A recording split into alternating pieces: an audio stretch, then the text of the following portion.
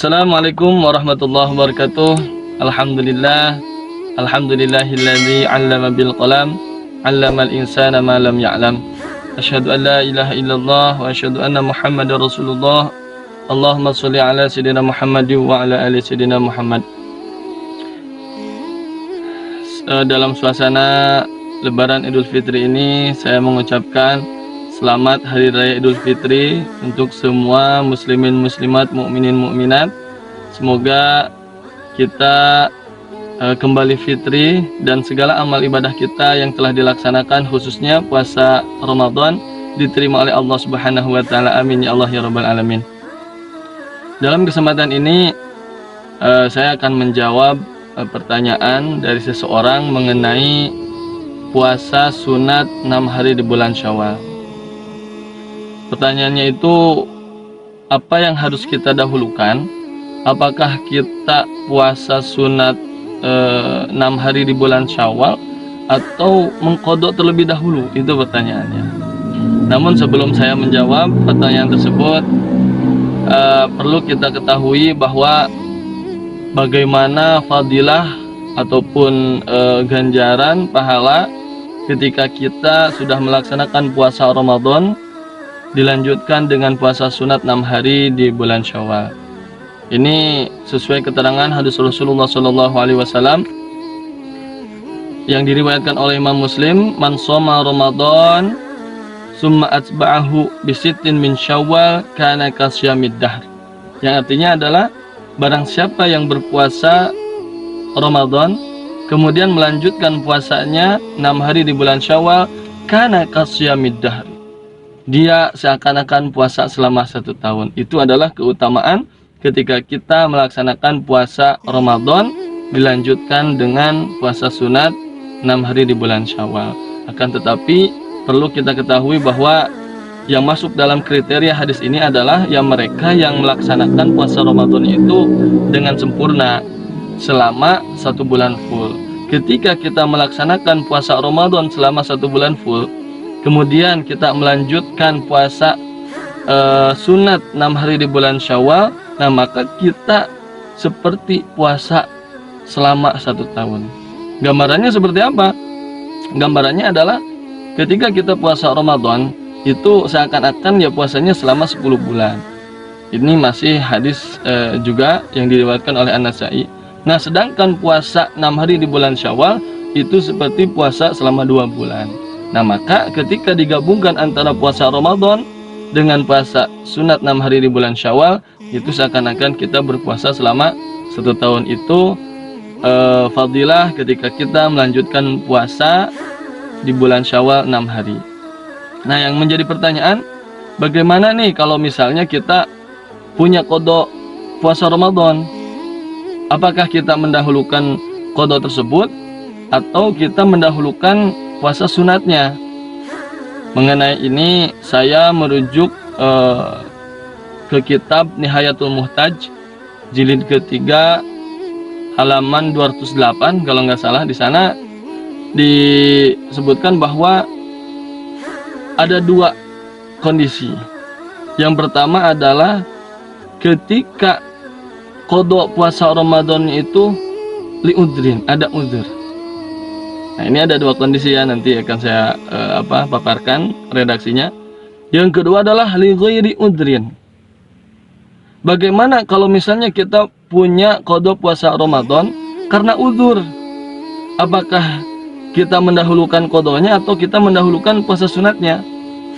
Di sana disebutkan bahwa innaman lam yasum Ramadan li udrin au safarin au sibban au jununin au kufrin la yusannu lahu shamu sitatin min Syawal.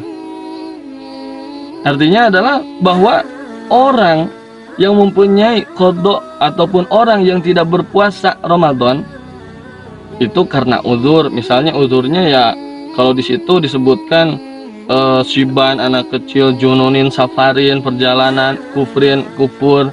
Nah, kan tetapi uzur apapun, misalnya tidak puasa Ramadan itu karena uzur sakit ataupun karena misalnya haid dan sebagainya. Nah, andaikan kita punya qadha puasa Ramadan, la yusannu lahu shaumu sittatin min Syawal. Tidak disunatkan. Tidak disunatkan baginya apa? Shaumu sittatin min Syawal, berpuasa 6 hari di bulan Syawal. Seperti itu. Nah, bagaimana hukumnya itu ketika misalnya kita punya qodho puasa Ramadan tetapi kita pengen puasa sunat Syawal, maka ya dahulukan qodhonya terlebih dahulu. Akan tetapi bagaimana tetap misalnya ingin qodho dulu, di bawahnya dikatakan yukrahu liman alaihi qodho Ramadan. Jadi selain tidak disunatkan juga justru yukroh. Apa artinya? Dimakruhkan. Kalau misalnya kita punya qodho puasa Ramadan tapi qodhonya karena uzur, selain tidak disunatkan justru dimakruhkan ketika kita mendahulukan puasa sunat 6 hari di bulan Syawal.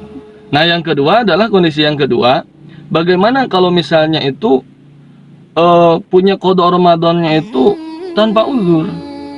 Dalam arti tanpa uzur di sini itu ya entah mungkin kesengajaan ataupun karena itu ya meremehkan gitu karena memang tidak puasa. Nah, ini sangat disayangkan sekali ya. Ya, kita tidak bisa menutup mata banyak di luar sana orang-orang yang justru dia puasa Senin Kemis rajin, tapi puasa Ramadannya ini ya bolong-bolong kayak gitu. Ada yang rajin puasa Daud, ada, tapi Ramadannya bolong-bolong juga. Nah, andaikan misalnya kita punya qodho puasa Ramadannya itu tanpa udzur, ya, di dalam kitab tersebut dikatakan wa in aftara, ini masih dalam kitab itu halaman 208, wa in aftara Ramadan, andaikan dia itu berbuka puasa Ramadan dalam arti tidak puasa Ramadan tadian. Apa artinya tadian? Ya sengaja gitu ya, ataupun dia ya tanpa uzur, haruma alaihi shaum, maka bukan sunat, bukan pula mendapatkan keistimewaan seperti puasa selama 1 tahun, tapi justru ketika kita mempunyai qodho Ramadan yang mana tanpa uzur, ya, maka itu haram hukumnya melaksanakan puasa sunat 6 hari di bulan Syawal. Nah, maka kesimpulannya dari pertanyaan tersebut, apa yang harus kita dahulukan?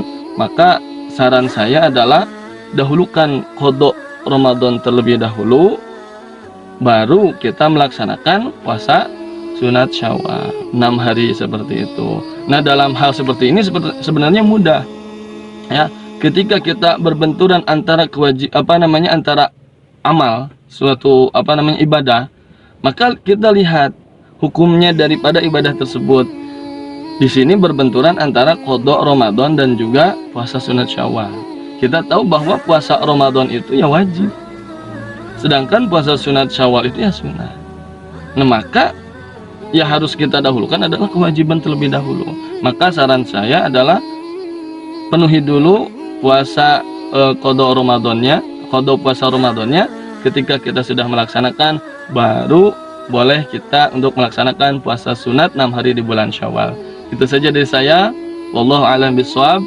Mohon maaf apabila ada kesalahan, semoga bisa dipahami.